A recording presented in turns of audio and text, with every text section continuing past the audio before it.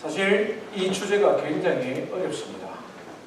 제가 말씀을 준비하고 설교 준비할 때는 참 은혜가 됩니다.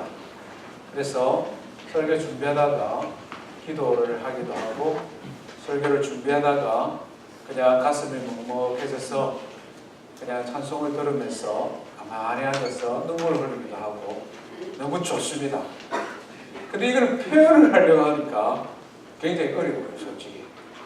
오늘 우리 찬양팀이 찬양을 아주 축제의 찬양을 많이 하고 예수님 사랑합니다 찬양하는데, 어떨 때는 주일 설교 시간에 그냥 말씀하지 말고 찬양만 그냥 계속 하고 그냥 그날 예배 마쳤으면 좋겠어. 한번 해볼까요, 우리? 계획을 잘 해가지고 주일 낮 예배를 금요 기도회처럼 그냥 모든 순서 다 생략하고 찬양하고 기도하고 이렇게 하면 예배 드렸으면 참 좋겠다는 마음입니다. 예수님이 우리를 사랑하실 때 끝까지 사랑하셨다 이렇게 말씀하는데, 이 끝까지 사랑을 어떻게 설교할까?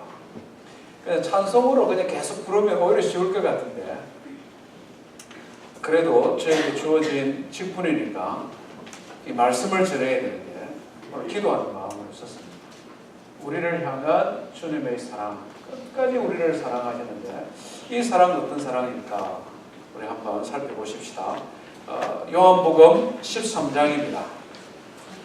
요한복음 13장 1절부터 11절 말씀 우리 한 절씩 교독하겠습니다. 요한복음 13장 1절부터 11절입니다. 유월절 전에 예수께서 자기가 세상을 떠나 아버지께로 돌아가실 때가 이른 줄 아시고 세상에 있는 자기 사람들을 사랑하시되 끝까지 사랑하시니라.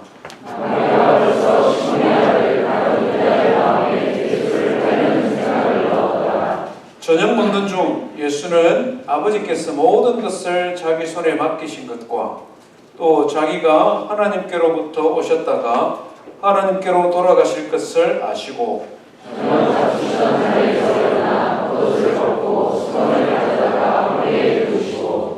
이에 대야에 물을 떠서 제자들의 발을 씻으시고 그 두르신 수건으로 닦기를 시작하여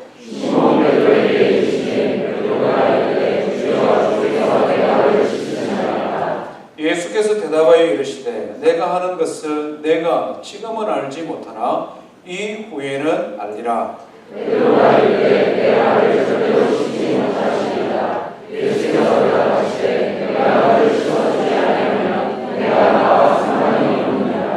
시몬 베드로가 이르되 주여 내 발뿐 아니라 손과 머리도 씻어 주옵소서. 예수께서 이르시되 이 몸을 하나님 나라에 씻을 필요가 없느니라. 온몸이 깨끗하니라. 너희가 깨끗하다 나는 아니라 하시니. 같이 읽습니다.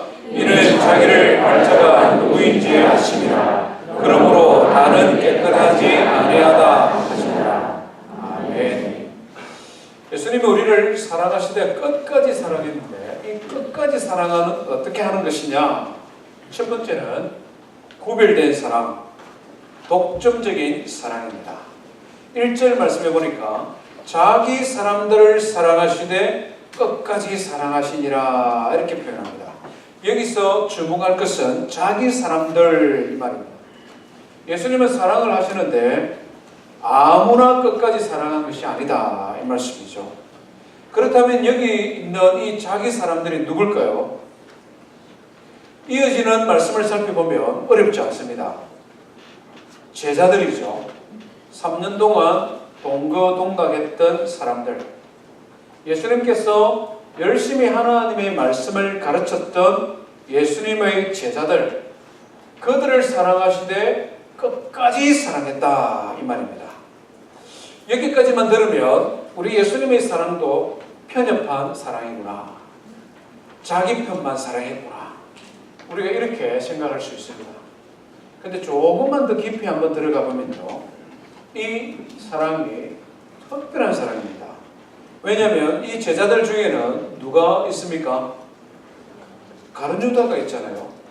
2절 말씀해 보니까 마귀가 이미 가룟 유다를 예수님을 팔 생각을 집어넣었다 이렇게 표현하고 있습니다.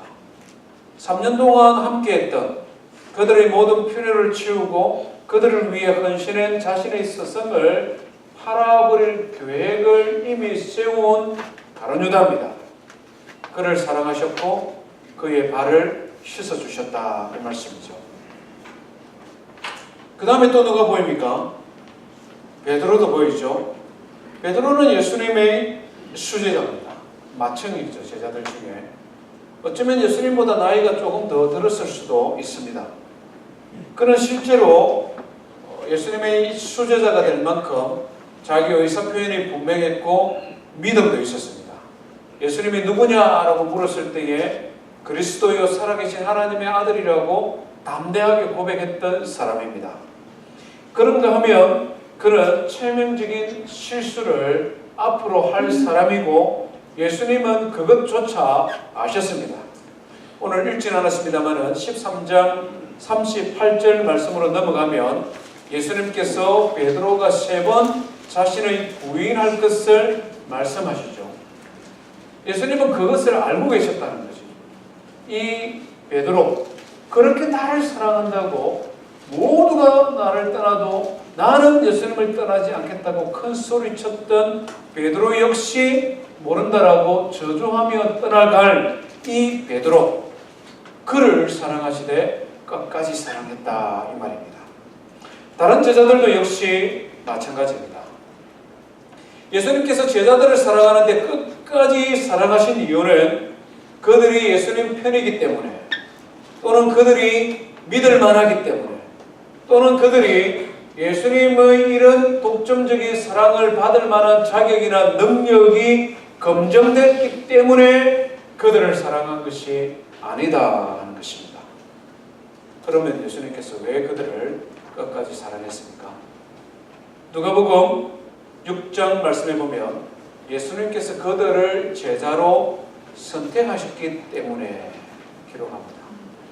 예수님이 복음을 전할 때 많은 사람들이 예수님을 따랐는데 그 중에 12명을 예수님이 선택하여 사도로 삼았다 이렇게 기록합니다. 예수님께서 그들을 선택하셨기 때문에 그렇다는 것이죠. 조금 더 말씀을 드리면 예수님께서 그들을 구원하셨기 때문에 그들을 사랑하시되 끝까지 사랑했다 이 말씀입니다. 여기에 이 자기들, 자기 사람들 이 말은 예수님의 12제자로 끝나지 않습니다. 요한복음 17장을 보면 이 자기 사람들이 확장이 되어져 가는데 바로 예수님이 불러주신 우리 모두가 포함되어지는 것을 보게 됩니다. 우리 17장으로 한번 넘어가 보겠습니다. 요한복음 17장, 예수님께서 하나님 앞에 드리는 기도가 기록이 되어져 있는데요. 17장 2절에 보면 하나님께서 주신 모든 자들이 자기 사람들이다 이렇게 표현합니다. 17장 2절을 한번 읽어볼까요? 시작. 아버지께서 아들에게 주신 모든 사람에게 영생을 주게 하시려고 만민을 다스리는 권세를 아들에게 주셨습니다. 여기 보면 나오죠. 하나님께서 주신 모든 사람들, 모든 사람으로 확장이 되어집니다. 구체적으로 20절에 보면은 이들이 누구냐 또 분명히 가르쳐줍니다. 17장 20절을 읽어볼까요? 시작. 내가 비옵는 것은 이 사람들만 위함이 아니요 또 그들의 말로 말미암아 나를 믿는 사람들도 위함이니. 이제 분명해졌죠. 예수님께서 자기 사람들을 사랑하시되 끝까지 사랑했는데 이 자기 사람들이 누구냐? 1차적으로는 예수님이 선택한 12제자요. 더 나아가서는 예수님의 제자들을 통해 복음을 듣고 예수님을 믿게 된 기독교의 역사 가운데 있었던 모든 성도들이요. 오늘 이 시대에 이 자리에서 예배하는 우리를 예수님이 사랑하시되 끝까지 사랑하신 것을 믿으시기를 바랍니다. 이 독점적인 사랑, 이것이 무엇인지를 우리는 본능적으로 압니다. 태생적으로 알게 되어서 있습니다.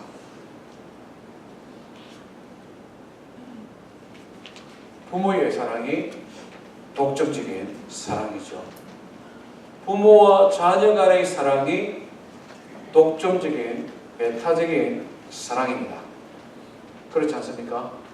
부모가 자녀를 사랑할 때 이 녀석은 쓸만한 녀석이기 때문에, 공부를 잘하고 똑똑하기 때문에, 장차 내가 늙으면 나를 잘 보양할 것이기 때문에, 그래서 부모들이 자녀를 사랑합니다.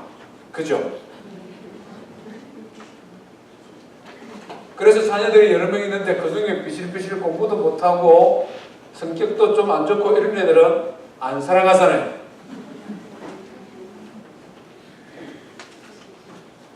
그렇게 만약에 부모가 우리를 사랑하셨다면 이 중에 3분의 1은 아마 이 땅에 없을 겁니다. 솔직하게 그렇지 않습니까? 부모가 우리를 사랑하는 것이 독점적인 사랑이요, 배타적인 사랑입니다. 우리가 부족해도, 능력이 없어도, 좀 모자라도, 왜? 우리를 낳아주셨고 우리에게 생명을 나누어 주셨기 때문에. 예수님의 사랑이 그렇다는 것이죠. 우리를 선택하여 주시고 우리를 당신의 피로 구원하여 주셨기 때문에 주님이 우리를 사랑하시되 독점적으로, 배타적으로 사랑하시는 것. 부모의 사랑보다 수백 배 더 크고 놀라운 것, 이것이 우리를 향한 주님의 끝없는 사랑이다, 이 말씀입니다. 두 번째, 끝까지 사랑하는 것은 어떻게 사랑하는 것이냐? 죽기까지 사랑하는 것이다. 죽도록 사랑하는 것이다. 오늘 예수님께서는 제자들을 사랑하시되 끝까지 사랑하신다라고 하시면서 바로 이어지는 장면이 제자들의 발을 씻기는 장면입니다. 5절 이하에 이에 대하여 물을 떠서 제자들의 발을 씻으시고, 이렇게 표현하고 있습니다. 예수님께서는 제자들을 사랑하시되 말로만 사랑하는 것이 아니라 행위를 통해 사랑하는 것입니다. 그것도 선생의 몸으로서 제자들의 발을 씻기는 구체적인 행동으로 사랑하고 있다는 것이죠. 사실 오늘 이 시대에는 이것이 특별할 것이 없을 수 있습니다. 남편이 아내의 발을 씻어주고 스승이 제자들의 발을 씻기도 하고 사장이 직원들의 발을 씻어주기도 합니다. 이것을 격려하는 세상이고, 그런 삶을 살아가는 사람을 아주 겸손한 사람으로, 섬김의 사람으로 칭송합니다. 그런데 예수님 당시 세상은 그렇지 않았다는 것입니다. 그때는 엄연한 신분 사회입니다. 사람의 신분에 따라 할 수 있는 일이 있고 할 수 없는 일이 있고, 해야 되는 일이 있고 해서는 안 되는 일이 있습니다. 집안에 손님이 왔을 때 그 발을 씻는 것은 그 집안의 가장 낮은 사람, 하인이 있으면 하인 중에 제일 낮은 사람, 종이 있거나 노예가 있으면 노예 중에 가장 낮은 사람이 해야 되는 일입니다. 그런데 예수님은 선생님이시잖아요. 높은 분이잖아요. 그런데 그 제자들의 발을 씻어주셨습니다. 왜? 제자들을 사랑하시기 때문에 그렇다. 우리가 잘 아는 대로 사랑은 절대 명사가 아니다, 동사가 되어야 된다 하는 것이죠. 아무리 많은 말로, 그럴듯한 말로 사랑을 설명한다 해도 그 사랑을 설명하는 것을 듣고는 우리는 사랑을 이해할 수가 없습니다. 사랑은 말로 설명되어질 뿐만 아니라 마음으로 표현되어질 뿐만 아니라 입술을 열어 표현해야 되고, 구체적으로는 행위로 실천되어져야 된다 하는 것이죠. 예수님의 사랑이 끝없는 사랑, 끝까지 사랑하는 이유는 행위로 표현되어진 사랑이기 때문에 그렇습니다. 오늘 14절 말씀을 한번 보십시오. 내가 주와 또는 선생이 되어 너희 발을 씻었으니 너희도 서로 발을 씻어주는 것이 옳도다, 이렇게 말씀합니다. 예수님도 세상의 방식을 알고 계신다는 것이죠. 이 세상의 방식은 낮은 자가 높은 자의 발을 씻고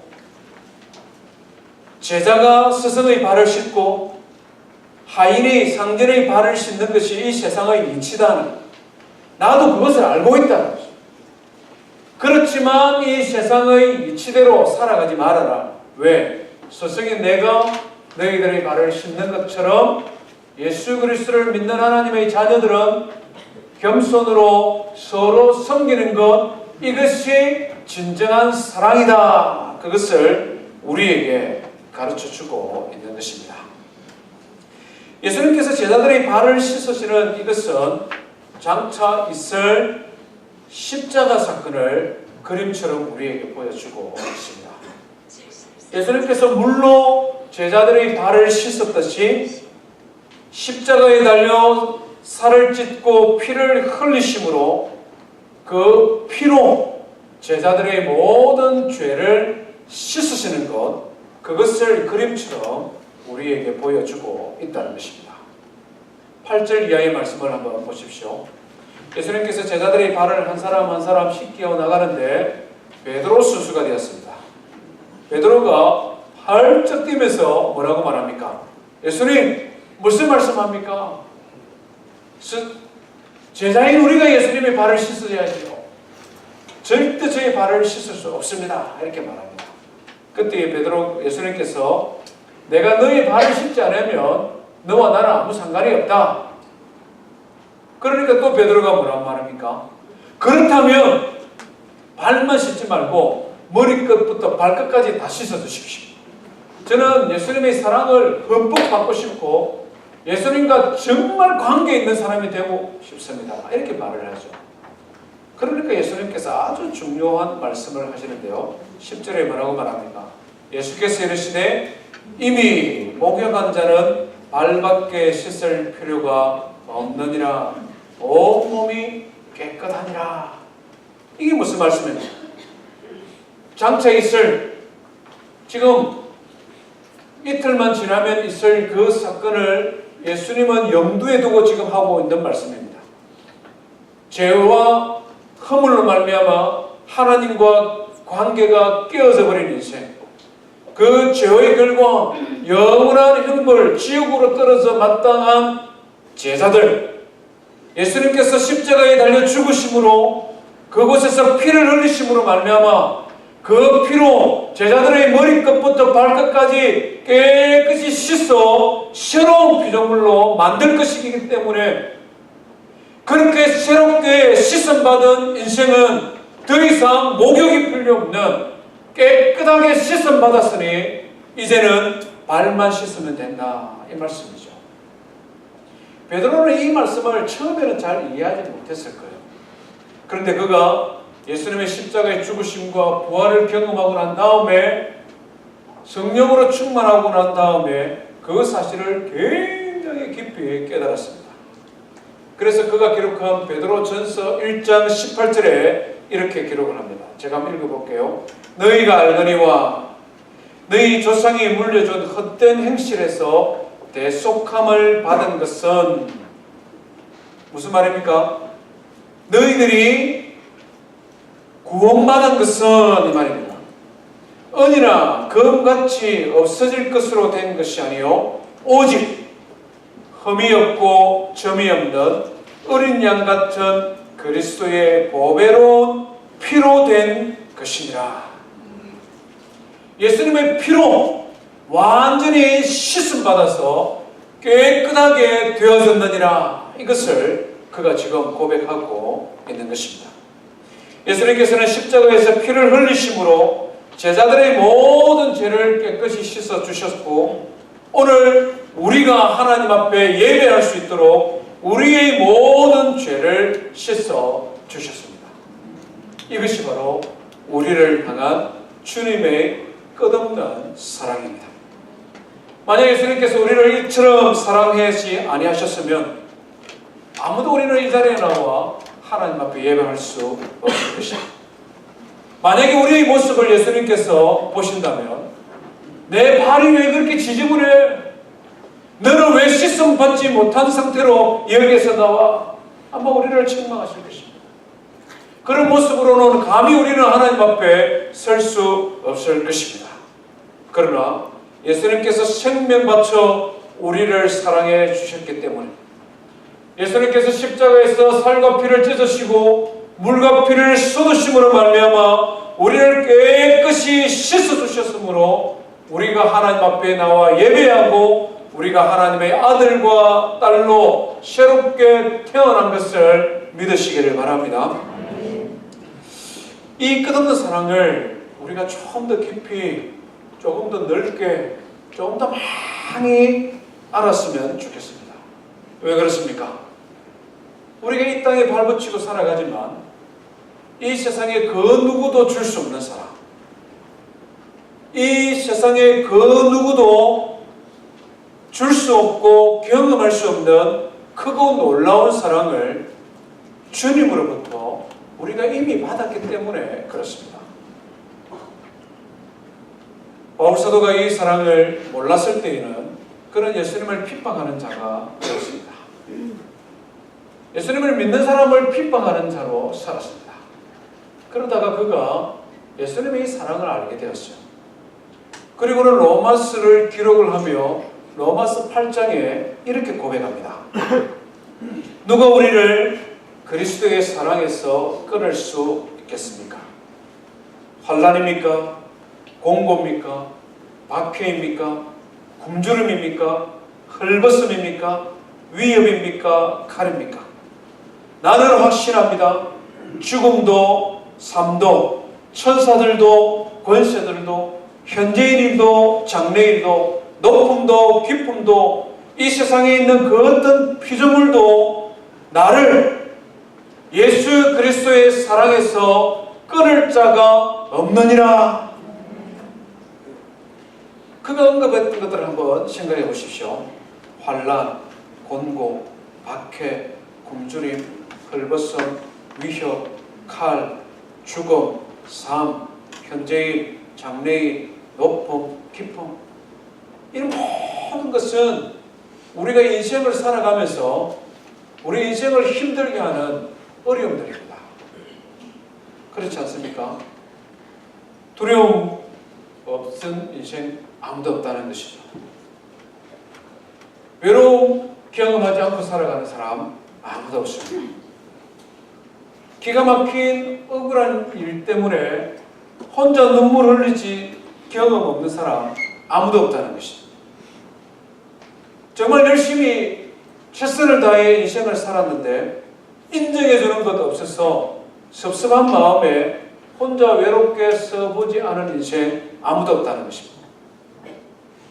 인생을 살아가면 살아갈수록 어쩌면 우리 마음속에 그런 감정이 더 많을 수도 있습니다.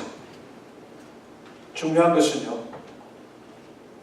예수님의 끝없는 사랑이 이 모든 것을 이기게 한다는 것입니다. 예수님의 끝없는 사랑을 경험하고 그것을 알면 알수록 이 세상이 우리에게 짊어지어지는 무거운 짐을 넉넉히 지고 갈 수 있고 이 세상이 우리에게 뒤집어 씌우는 그런 어려움들을 극복하며 살아갈 수 있는 것이죠. 우리 모든 성도님들의 신앙의 삶에 우리를 사랑하시되 죽기까지 사랑하신 그 주님의 사랑을 충만히 누리기를 주의 이름으로 축원드립니다. 아멘. 우리를 향한 주님의 끝없는 사랑은 여기서 끝나는 것이 아닙니다. 대단한 사랑이 하나 더 남았습니다. 죽도록 사랑하면 그것이 최고의 사랑인 줄 알았는데요, 그보다 더 큰 사랑 아직도 남아있다는 것이죠. 우리 14장을 한번 읽어보겠습니다. 요한복음 14장 1절부터 3절 말씀입니다. 같이 한번 읽습니다. 시작. 너희는 마음에 근심하지 말라. 하나님을 믿으니 또 나를 믿으라. 내 아버지 집에 거할 곳이 못하다. 그렇지 않으면 너희에게 일렀으리라. 내가 너희를 위하여 거처를 예비하러 가노니 가서 너희를 위하여 거처를 예비하면 내가 다시 와서 너희를 내게로 영접하여 나 있는 곳에 너희도. 아멘. 이게 무슨 말씀입니까? 예수님의 사랑은 이 땅에서 끝나는 사랑이 아니라 영원한 천국까지 가는 사랑이요, 그 천국에서 영원토록 주님과 함께 영생의 복락을 누리는 사랑으로 이어지기 때문에 그렇다 하는 것입니다. 저는 이 사랑이 제일 좋습니다. 솔직하게 이 사랑 때문에 예수님 믿습니다. 왜 그렇습니까?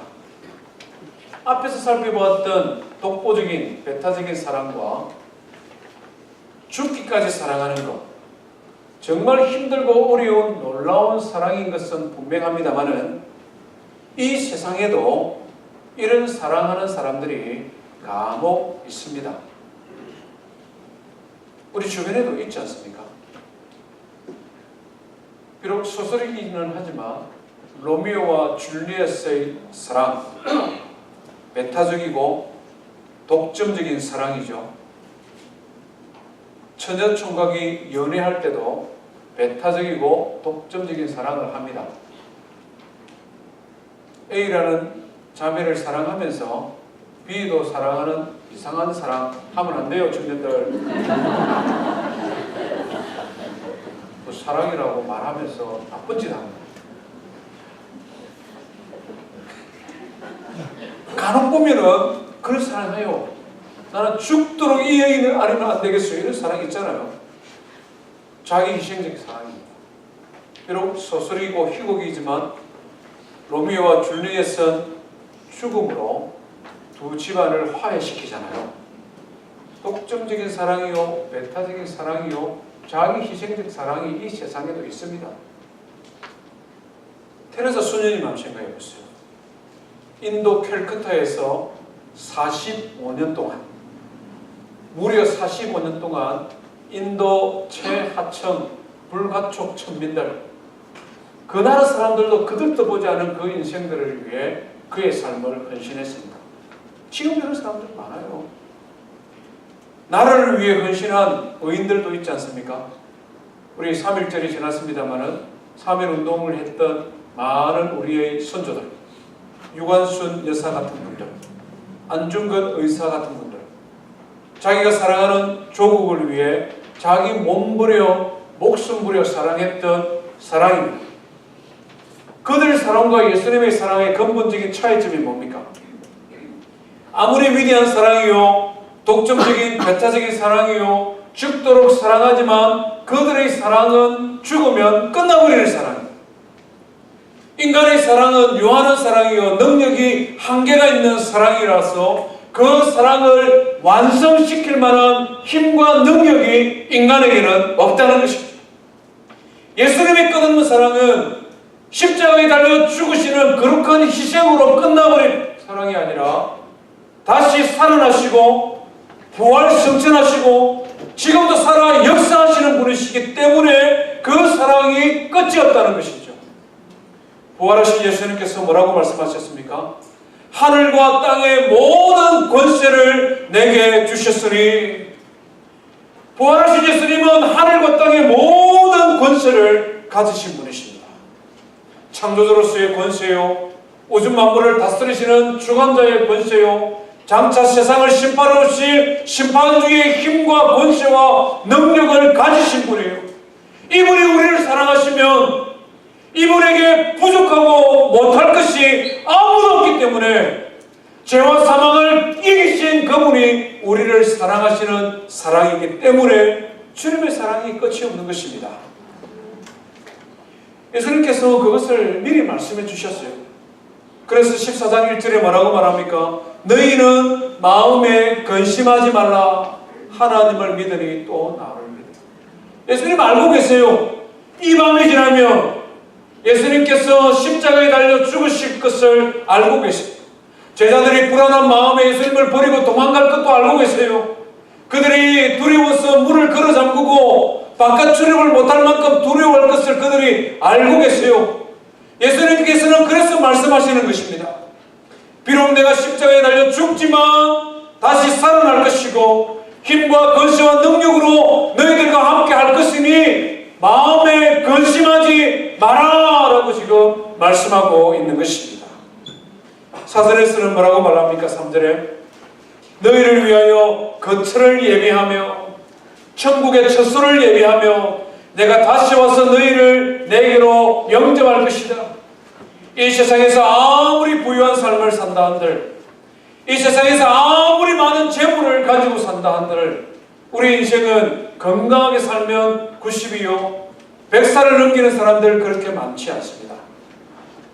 아무리 건강하게 모든 것을 가졌다 하더라도 나이가 들고 기운이 빠지고 힘이 없어지면 이 세상에 있는 모든 것 누릴 수도 없습니다. 다 땅에 두고 가야 되는 것이 우리 인생의 연약함이지 않습니까? 그런데 예수 그리스도를 믿는 우리에게 영원한 천국을 약속하시고 영생의 복락이 있음을 우리에게 말씀해 주시는 것입니다. 뿐만 아니라 13절에서는 뭐라고 말씀합니까? 요한복음 14장 13절에 너희가 내 이름으로 무엇을 구하든지 내가 행하리니 이는 아버지로 하여금 아들로 말미암아 영광을 받게 하려 하십니다. 믿음을 가지고 하나님의 자녀들이 이 땅을 살아가지만 우리에게는 힘들고 있고 질병도 있고 우리에게는 이 세상을 살아가야 되는 해결해야 될 많은 난제들이 있는데 부활하신 예수님 힘과 권세와 능력을 가진 그분이 무엇이든지 기도하면 기도에 응답하겠다고 약속해 주시는 것입니다. 저는 정말 이 끝없는 사랑이 너무 좋아요. 너무 감사해요. 우리 부족한 인생, 우리가 나이 들면 나이 들수록 경험을 통해 고백할 수밖에 없는 것 한 가지 있습니다. 무기력한 인생입니다. 조금 더 젊었을 때는 이것도 해낼 수 있을 것 같고 저것도 할 수 있을 것 같고 내 인생이 좀 더 큰 일도 할 수 있을 것 같고 근데요 조금씩 나이 들고 철들고 인생의 다양한 경험들을 해가면 해갈수록 우리 인생의 부족하고 연약한 것 그래서 내가 할 수 없는 것이 너무나 많다는 것을 고백하지 않을 수 없습니다. 그런데 주 안에서 예수님 안에서 끝까지 우리를 사랑하시는 능력 많으신 주님 안에서는 내가 모든 것을 할 수 있다고 고백하였을 뿐만 아니라 그것이 가능한 것임을 믿으시기를 바랍니다. 바울 사도가 빌립보서 4장에 뭐라고 말씀합니까? 내게 능력 주시는 자 안에서 내가 모든 것을 할 수 있느니라. 나는 부유하게 삶을 살아본 적도 있고 가난하게 삶을 살아본 적도 있고 나는 학식이 많은 지식을 경험해 본 적도 있고 그렇지 못한 삶을 살아본 적도 있지만 나에게 힘이 되시고 능력 되시는 주님 안에서 내가 감당하지 못할 것이 없노라. 이것이 신앙인의 고백이요 믿음의 사람의 고백이었습니다. 사랑하는 성도 여러분, 오늘 주님께서 우리를 사랑하시되 끝까지 사랑하신다고 말씀하고 있습니다. 우리를 불러 구원하여 주셨기 때문에 우리를 향한 주님의 사랑 포기할 수 없는 사랑입니다.